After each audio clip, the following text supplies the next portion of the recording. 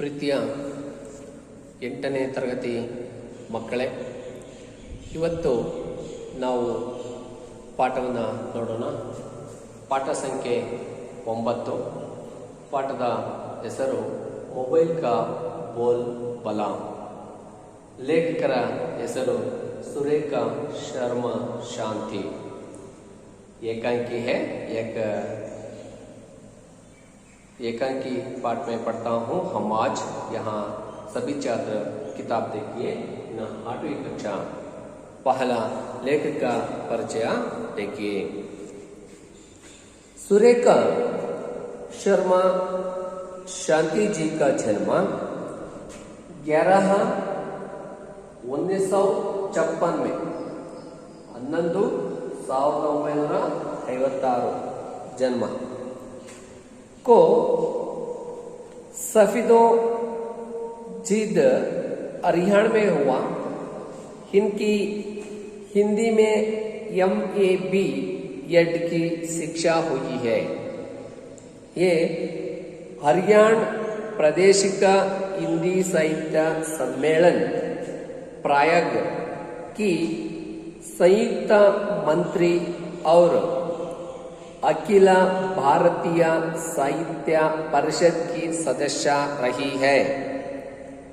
उनकी प्रमुख रचनाएं हैं रिश्तों का अहसास, बाल कविता संग्रह, नहीं कोंफल, बाल एकांकी संग्रह आदि. अखिल भारतीय साहित्य परिषद भोपाल, गुजरात, हरियाणा अन्य कई संस्थाओं से वे पुरस्कार प्राप्त कर चुके हैं. ಇಲ್ಲಿ ಲೇಖಕರು ಸುರೇಖಾ ಶರ್ಮಾ ಶಾಂತಿ. ಈ ಒಂದು ಕವಿತೆಯಲ್ಲಿ ನೆನಪಿಡಬೇಕಾಗಿರುತ್ತೆ ಏನಪ್ಪ ಮಕ್ಕಳೇ ಅಂತ ಹೇಳಿದ್ರೆ, ಕಬ್ ಅವ್ರ ಕಹ. ಕಬ್ ಅಂದ್ರೆ ಅವರ ಜನ್ಮ ಎಷ್ಟರಲ್ಲಿ? 11/1956 1956. ಕಹ ಅಂದ್ರೆ ಎಲ್ಲಿ? सफीदो हरियाणा में हुआ. हरियाणा में हुआ का जन्म हुआ है. इವರು हिंदी हरियाणा प्रदेश के हिंदी साहित्य सम्मेलन में हरियाणा हिंदी साहित्य सम्मेलनದ ಒಂದು संयुक्त मंत्री अखिल भारतीय साहित्य अकादमी परिषद की सदस्य रही है. ಇಲ್ಲಿ ಸದಸ್ಯರಾಗಿ ಕೆಲಸವನ್ನ ನಿರ್ವಹಣೆ ಮಾಡಿರ್ತಾರೆ. ಹಾಗೆಯೇ ಪ್ರಮುಖ रचनाएं है सुरेखा शर्मा शांति का प्रमुख रचनाएं है रिश्ते का अहसास, बाल कविता संग्रह, निहे कोंपल, ಬಾಲ್ ಏಕಾಂಕಿ ಸಂಗ್ರಹ.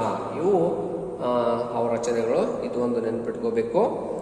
ನೆಕ್ಸ್ಟ್ ಅವರಿಗೆ ಸಿಕ್ಕಂತಹ ಒಂದು ಪುರಸ್ಕಾರಗಳು ಭೋಪಾಲ್, गुजरात, हरियाणा अन्य कई संस्थाओं के पुरस्कार प्राप्त कर सकता है.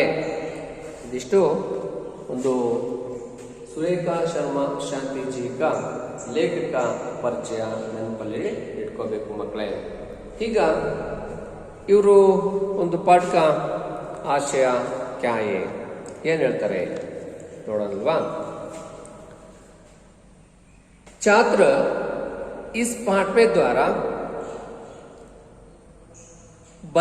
बदलाती हुई आधुनिक जीवन शैली में चिट्ठाटी, दूरभाषा, टेलीफोन, मोबाइल की स्थितियों की जानकारी प्राप्त करेंगे. वर्तमान परिस्थितियों में मोबाइल फोन का महत्व और उसकी आवश्यकता पर विचार कर पाएंगे. ಈ ಒಂದು ಇವತ್ತಿನ ವಿದ್ಯಾರ್ಥಿಗಳಿಗೆ ಈ ಒಂದು ಪಾಠದ ಮುಖಾಂತರ ತಿಳಿಸಿಕೊಡುವಂಥ ವಿಷಯ ಏನಪ್ಪ ಅಂದ್ರೆ, ಬದಲಿ ಮೇ ಆಧುನಿಕ ಜೀವನ ಶೈಲಿ ಮೇ. ಇವತ್ತು ಬದಲಾಗ್ತಿರುವಂಥ ಮನುಷ್ಯನ ಜೀವನ ಶೈಲಿ ಮತ್ತೆ ಬದಲಾಗ್ತಿರುವಂಥ ಬದುಕು, ಅದಕ್ಕೆ ಅನುಗುಣವಾಗಿ ದೂರಭಾಷಾ, ಟೆಲಿಫೋನ್ ಮೊಬೈಲ್ ಸ್ಥಿತಿಯೋ की जानकारी प्राप्त करेंगे है ಟೆಲಿಫೋನು ಮತ್ತು ಮೊಬೈಲ್ ಇವೆರಡರ ಒಂದು ಆವಿಷ್ಕಾರದ ಬಗ್ಗೆ ಚರ್ಚೆಯನ್ನು ಮಾಡ್ತಾರೆ ಈ ಒಂದು ಅವಧಿಯ ಒಳಗಡೆ.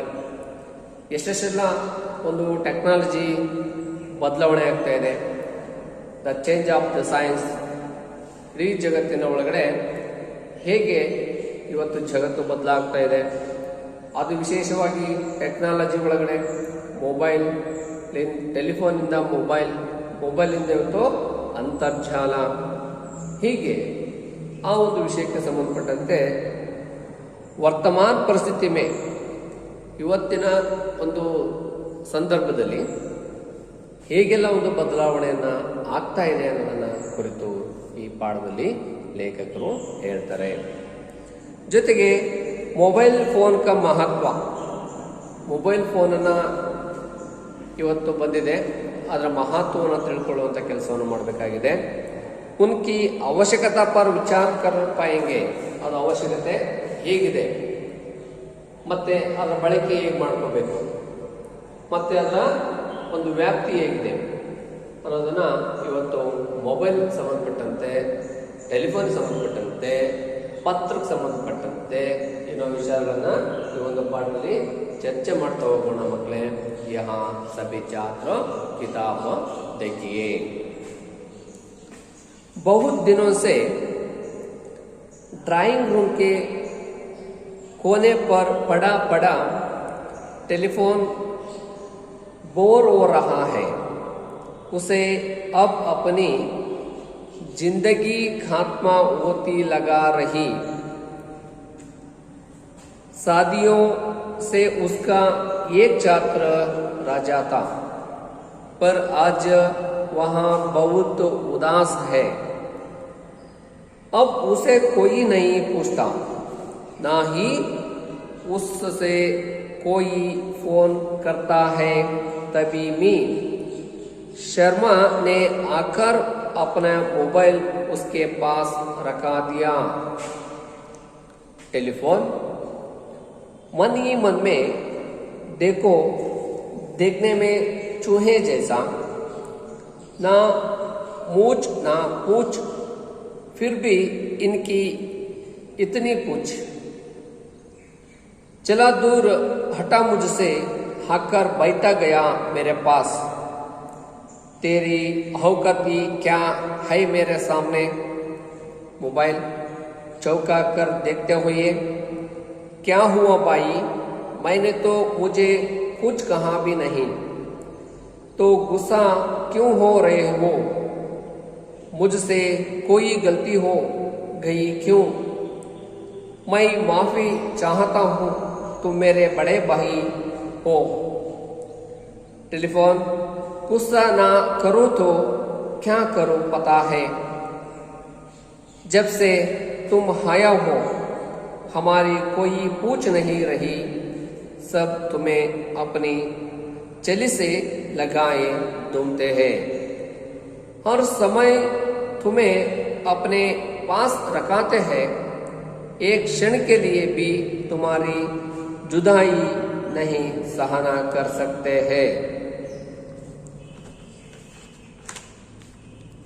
मोबाइल टेलीफोन भैया ये तो बताओ, इसमें हमारा क्या कसूर है, बताओ मैं तुम्हारे लिए क्या कर सकता हूँ, तुम जो कहोगे मैं कहोगे.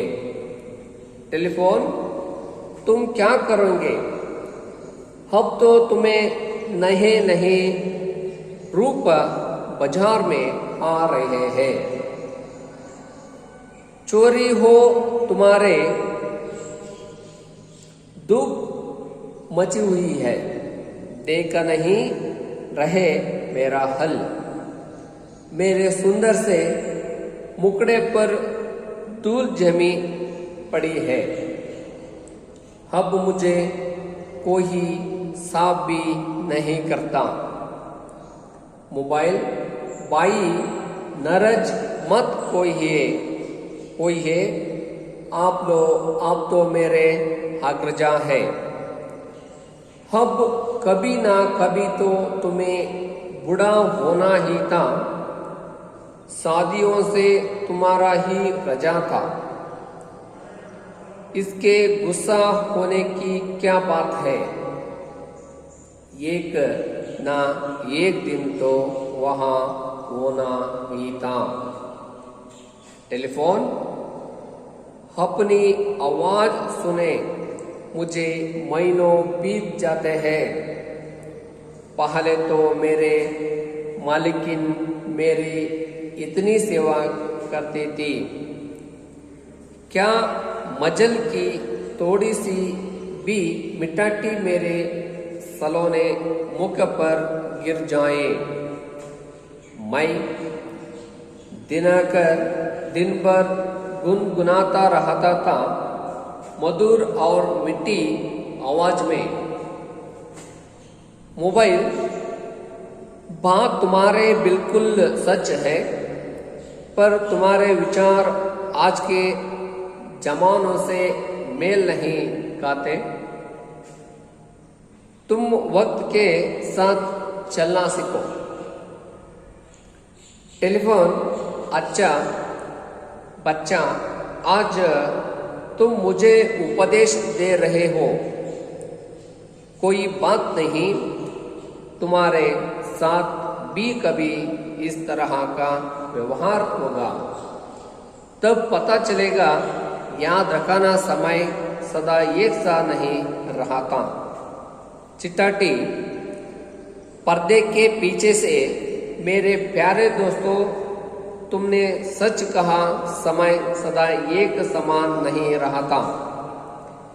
एक मिट्टी वहां प्यारे सुरली से आवाज सुनकर दोनों चौंक उठे और अपने चारों ओर देखने लगे। दोनों एक साथ, अरे यहाँ आवाज तो दादी के बक्से से आ रही है। दोनों बक्स खोलते हैं तो वहां पर पड़ी बहुत पुरानी चिट्टाटी को देखकर चौंका जाते हैं। चिट्टाटी, मेरे प्यारे ट्रिंग ट्रिंग, जो स्थिति आज तुम्हारा है उसे मैंने भी भुगता है। टेलीफोन, वो कैसे? चिट्टाटी, हाथ क्या दिन पे जब मेरे अंदर गुलाब की पत्तियां रखाकर प्रेमी प्रेमिका एक दूसरे को बेचता था, बार बार मुझे चूम जाता था। यदि मुझे पहुंचने में कुछ देरी हो जाती थी तो लोगों की बेचैनी बढ़ा जाती थी, पर तुम जब से आए हो तो लोग लिखाना ही भूल गए, सब तुम पर ही गिटार पिटार करने लगे। मोबाइल, दिल देते हुए चिट्टाटी बहन, निराश मत हो, ये तो समय का एयरफोन है, सभी के दिन फिराते रहते हैं। चिट्टाटी, यहाँ तो मैं कहती हूँ भैया, तुम्हारे आने पर टेलीफोन भाई को दुख नहीं मनाना चाहिए, बल्कि खुशी खुशी आपका स्वागत करना चाहिए। दुनिया में कुछ भी शपथ नहीं, पता नहीं मानव जाति काल क्यों नहीं खोज कर दे। मोबाइल, तुम सत्य कहाँ रही हो? अब जो नए मोबाइल के खोज की जा रही है, उसमें बात करने वाले, सुनाने वाले एक दूसरे को देखा भी सकते हैं। चिट्टाटी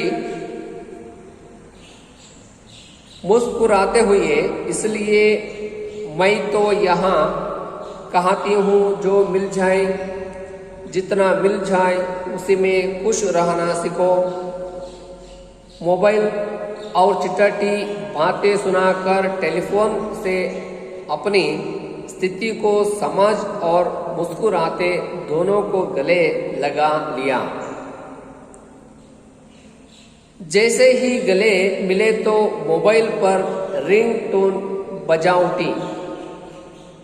जिंदगी इस सफर है सुहान, यहाँ कल क्या वो किसने जाना। धीरे धीरे पर्दा गिरता है। मंच पर नाटक करते समय अध्यापक की सहायता से टेलीफोन मोबाइल वहाँ चिट्ठी के 5 आना चिन्ह ಚಾರ್ಟ್ ಬನಾ ಹೇ. ವಿದ್ಯಾರ್ಥಿಗಳೇ, ಇದಿಷ್ಟು ಈ ಒಂದು ಮೊಬೈಲ್ ಕಾ ಬೋಲ್ಬಲ್ ಪಾಠದ ಒಂದು ಹಿಂದಿ. ಈಗ ಅದರ ಒಂದು ಸಾರಾಂಶವನ್ನು ನಾವು ನೋಡ್ತಾ ಹೋಗೋಣ. ಯಹಾ ಕಿತಾಬ್ ದೇಖಿಯೇ.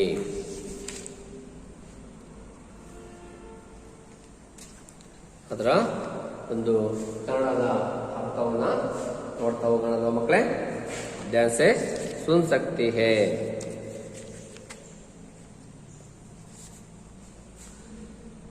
ಮಕ್ಕಳು ಈ ಪಾಠದಿಂದ ಬದಲಾಗುತ್ತಿರುವ ಆಧುನಿಕ ಜೀವನ ಶೈಲಿಯ ಪಾತ್ರ,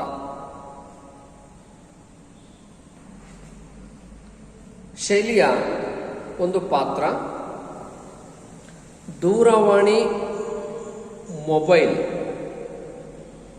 ಇವುಗಳ ಸ್ಥಿತಿಗಳ ಬಗ್ಗೆ ಮಾಹಿತಿಯನ್ನು ಪಡೆಯುತ್ತೇವೆ.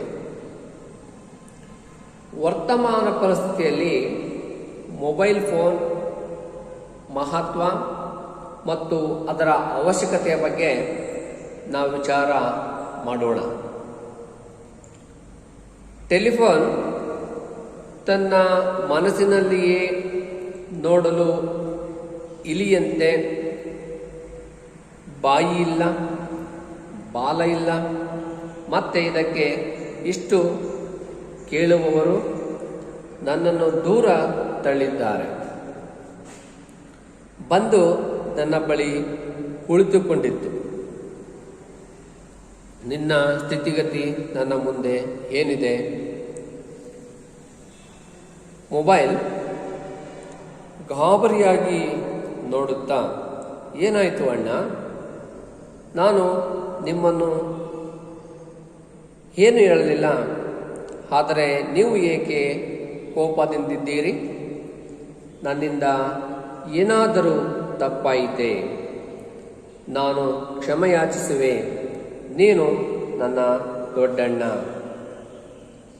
ಟೆಲಿಫೋನ್ ಕೋಪ ಮಾಡಿಕೊಳ್ಳದೆ ಇನ್ನು ಏನು ಮಾಡಲಿ? ಗೊತ್ತಾಯಿತು, ನೀನು ಯಾವಾಗ ಬಂದೆ?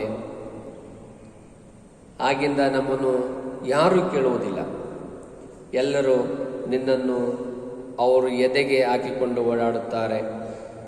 ಪ್ರತಿ ಸಮಯವೂ ನಿನ್ನನ್ನು ತಮ್ಮ ಬಳಿಯೇ ಇಟ್ಟುಕೊಳ್ಳುತ್ತಾರೆ ಹಾಗೂ ಒಂದು ಕ್ಷಣ ನಿನ್ನನ್ನು ಬಿಟ್ಟಿರುವುದಿಲ್ಲ ಎಂದಿತ್ತು.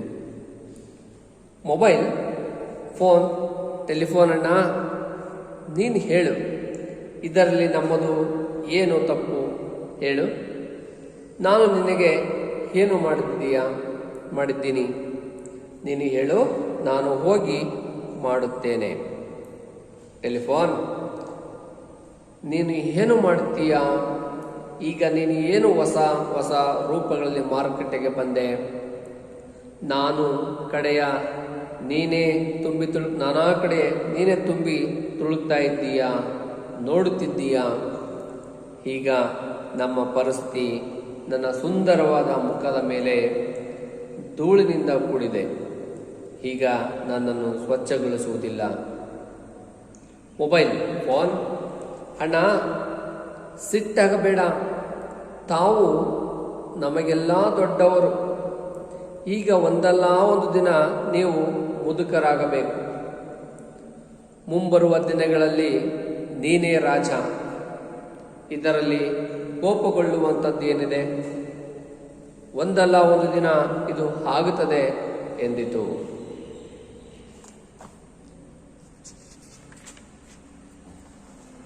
ಟೆಲಿಫೋನ್ ನನ್ನ ಶಬ್ದವನ್ನು ಕೇಳಿ ನನಗೆ ತಿಂಗಳೇ ಕಳೆದು ಹೋಗಿದೆ.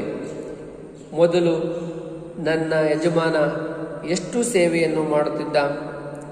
ಎಂಥ ಸ್ಥಳ, ಸ್ವಲ್ಪ ಧೂಳು ನನ್ನ ಸುಂದರವಾದ ಮುಖದ ಮೇಲೆ ಬಿದ್ದರೆ ನಾನು ದಿನಾಪೂರ್ತಿ ಶಬ್ದ ಮಾಡುತ್ತಾ ಮಧುರವಾದ ಮತ್ತು ಸಿಹಿಯಾದ ಶಬ್ದವನ್ನು ಮಾಡುತ್ತಿದ್ದೆ. ಮೊಬೈಲ್, ನಿನ್ನ ಮಾತು ನಿಜ, ಸತ್ಯವೂ ಕೂಡ. ಆದರೆ ನಿಮ್ಮ ವಿಚಾರದ ಬಗ್ಗೆ ಈಗಿನ ಕಾಲದವರಿಗೆ ಬೆಲೆ ಏನಿಲ್ಲ. ಈಗ ನೀನು ಸಮಯದ ಜೊತೆಗೆ ಹೋಗುವುದು ಕಲಿ. ಟೆಲಿಫೋನ್, ಸರಿ, ನಿಲ್ಲಿಸು. ಈಗ ನೀನು ನನಗೆ ಸಲಹೆ ಕೊಡ್ತಿದ್ದೀಯಾ? ಏನು ವಿಚಾರ ಇಲ್ಲ. ನಿನ್ನ ಜೊತೆ ಈ ರೀತಿಯ ವ್ಯವಹಾರ ಮಾಡಿದರೆ ಗೊತ್ತಾಗುತ್ತದೆ. ನೆನಪಿರಲಿ, ಇಟ್ಟುಕೋ, ಸಮಯ ಯಾವಾಗಲೂ ಒಂದೇ ರೀತಿ ಇರುವುದಿಲ್ಲ. ಪತ್ರ ಬರುತ್ತೆ ಮಕ್ಕಳೇ. ಪತ್ರ ಹೇಳ್ತಾ ಇದೆ, ಪರದೆಯ ಹಿಂಬದಿಯಿಂದ ನನ್ನ ಪ್ರೀತಿಯ ಸ್ನೇಹಿತರೆ, ನೀವು ಹೇಳಿದ್ದು ನಿಜ. ಸಮಯ ಸದಾ ಒಂದೇ ರೀತಿ ಇರುವುದಿಲ್ಲ. ಒಂದು ಸಿಹಿ ಹಾಗೂ ಪ್ರೀತಿಯ ಧ್ವನಿಯನ್ನು ಕೇಳಿ ಇಬ್ಬರಿಗೂ ಸಂಶಯವಾಯಿತು ಮತ್ತು ತಮ್ಮ ಸುತ್ತಲೂ ನೋಡಿದರು.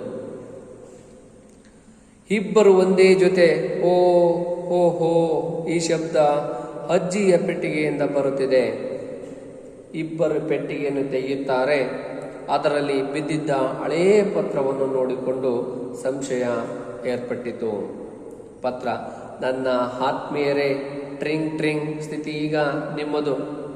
ಇದನ್ನು ನಾನು ಅನುಭವಿಸುತ್ತಿದ್ದೇನೆ. ಟೆಲಿಫೋನ್, ಅದು ಹೇಗೆ ಸಾಧ್ಯ? ಪತ್ರ, ಅಯ್ಯೋ, ಆ ದಿನಗಳು ಎಂತಹ ದಿನಗಳಾಗಿದ್ದವು.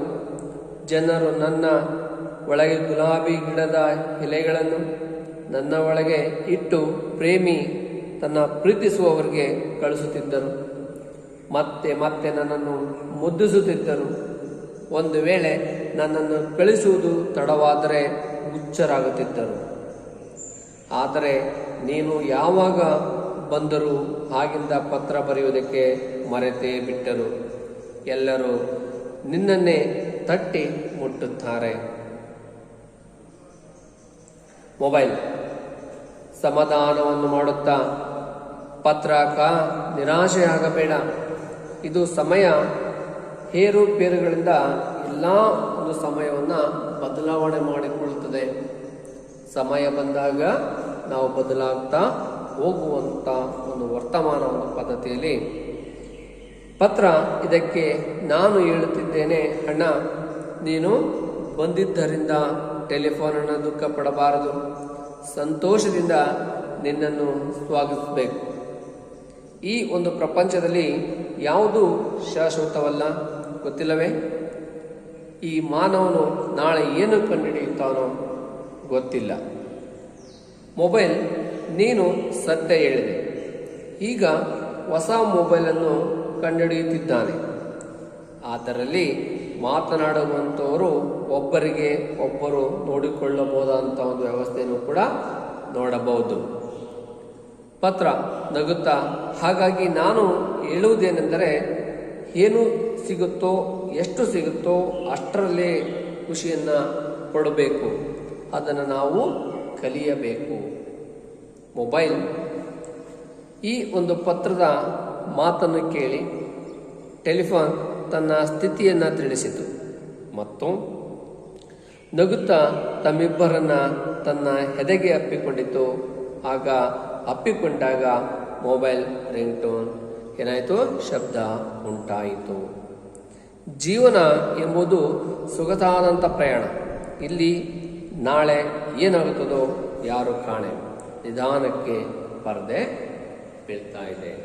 ಮಕ್ಕಳೇ, ಇವತ್ತಿನ ಒಂದು ವರ್ತಮಾನ ಸ್ಥಿತಿಯಲ್ಲಿ ದೂರವಾಣಿ, ಕೀಪ್ಯಾಡ್ ಮೊಬೈಲ್ ಮತ್ತು ಆ್ಯಂಡ್ರಾಯ್ಡ್ ಮೊಬೈಲ್ ಮತ್ತು ಪತ್ರ ಇವಿಷ್ಟು ಸಂಭಾಷಣೆಯನ್ನು ಮಾಡೋದ್ರಲ್ಲಿ ನಮಗೆ ಅರ್ಥ ಆಗಿದ್ದೇನಪ್ಪ ಅಂತ ಹೇಳಿದ್ರೆ, ಯಾವುದೇ ಒಂದು ವಸ್ತು ಶಾಶ್ವತವಾಗಿ ಇರೋದಕ್ಕೆ ಸಾಧ್ಯತೆ ಇಲ್ಲ. ಅದಕ್ಕೆ ಮತ್ತೊಮ್ಮೆ ಬದಲಾವಣೆಗಳು ಆಗ್ತಾ ಇರ್ತವೆ. ಹಾಗೆಯೇ ಮನುಷ್ಯನ ಜೀವನ ಶೈಲಿಯು ಕೂಡ ಬದಲಾಗ್ತಾ ಹೋಗ್ತಾ ಇದೆ. ಬದಲಾಗೋದ್ರ ಜೊತೆಗೆ ನಾವೇನಾಗಬೇಕು, ಸಮಯದ ಜೊತೆ ಹೊಂದಾಣಿಕೆನ ಮಾಡ್ಕೊಂಡು ಹೋಗ್ಬೇಕೆ ವಿನಃ ನಾವು ನಮ್ಮದೇ ಆದಂಥ ನೆನಪುಗಳನ್ನು ಮೆಲ್ಕಾಗ್ತಾ ಅದರಲ್ಲೇ ಹುಡುಕುವಂಥ ಕೆಲಸವನ್ನು ಮಾಡ್ತಾ ಹೋದರೆ ನಾವು ಒಂದು ಸಫರ್ ಕೊಡೋಕ್ಕಿಂತ ಗುರಿ ಮುಟ್ಟೋದಕ್ಕೆ ಸಾಧ್ಯ ಆಗೋದಿಲ್ಲ. ಹಾಗಾಗಿ ನಾವೆಲ್ಲರೂ ಕೂಡ ಸಂದರ್ಭಕ್ಕೆ ತಕ್ಕಂತೆ, ಸಮಯಕ್ಕೆ ತಕ್ಕಂತೆ ನಾವು ಹೊಂದಾಣಿಕೆ ಮಾಡ್ಕೊಂಡು ಹೋಗುವಂಥ ಗುಣವನ್ನು ಕಲಿಬೇಕು. ಜೊತೆಗೆ ಯಾವುದೇ ಒಂದು ವಸ್ತುವಿಗೆ ಒಂದು ಅಂತ್ಯ ಅನ್ನೋದು ಇದ್ದೇ ಇರುತ್ತೆ ಅನ್ನೋದನ್ನು ಈ ಒಂದು ಪಾಠದ ಮುಖಾಂತರ ನಾವು ತಿಳ್ಕೊಂಡ್ವಿ ಮಕ್ಕಳೇ.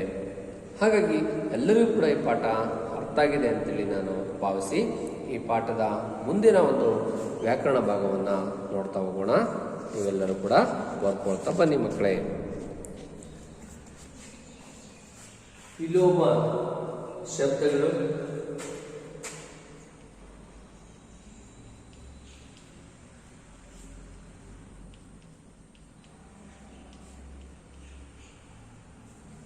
ವಿಲೋಮ ಶಬ್ದ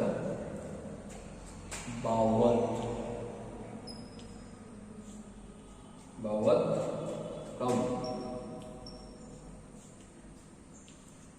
ಎರಡನೇದು ಪಾಸ್, डोर, बड़ा,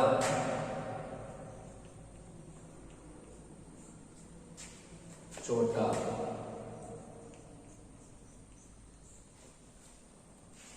सुंदर, कुरु, सुंदर कुरु, अग्रज, अग्रज, अनुज, अनुज, पच्छ,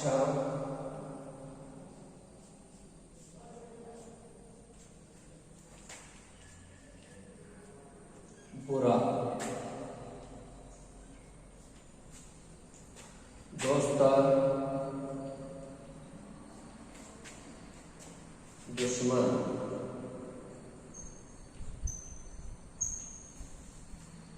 सच, असमान,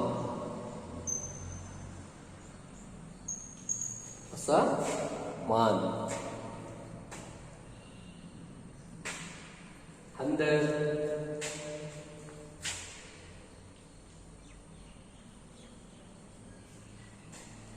बाहर,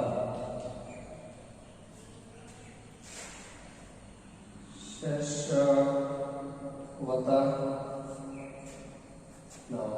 नश्वर, नश्वर. ಮಕ್ಕಳೇ, ಈ ಒಂದು ಪಾಠದ ಕೆಲವೊಂದು ವಿಲೋಮ ಶಬ್ದಗಳನ್ನು ನೋಡಿದ್ದೀವಿ. ಈಗ ಈ ಒಂದು ಪಾಠದ ಒಂದು ಮುಂದುವರೆದಂತಹ ಅನ್ಯವಚನ, ಅನ್ಯವಚನ, ಅನ್ಯವಚನ ನೋಡ್ಕೊಂತಾರಲ್ವಾ? गलती, गलतियां,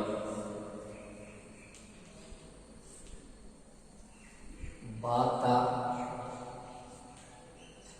बातें, चिट्टाटी, चिट्टियां, ಚಿಟ್ಟಿಯಾಂ. ಇದಿಷ್ಟು ಈ ಪಾಠದಲ್ಲಿ ಬರುವಂತಹ ಒಂದು ವ್ಯಾಕರಣಾಂಶ ಆಗಿರುತ್ತದೆ. ಪ್ರೀತಿಯ 8ನೇ ತರಗತಿ ಮಕ್ಕಳೇ, ನಾಳೆ ಶಾಲೆಗೆ ಬರುವಾಗ ಈ ಒಂದು ಪಾಠವನ್ನು ಅಭ್ಯಾಸ ಮಾಡಿಕೊಂಡು ವ್ಯಾಕರಣ ಭಾಗವನ್ನು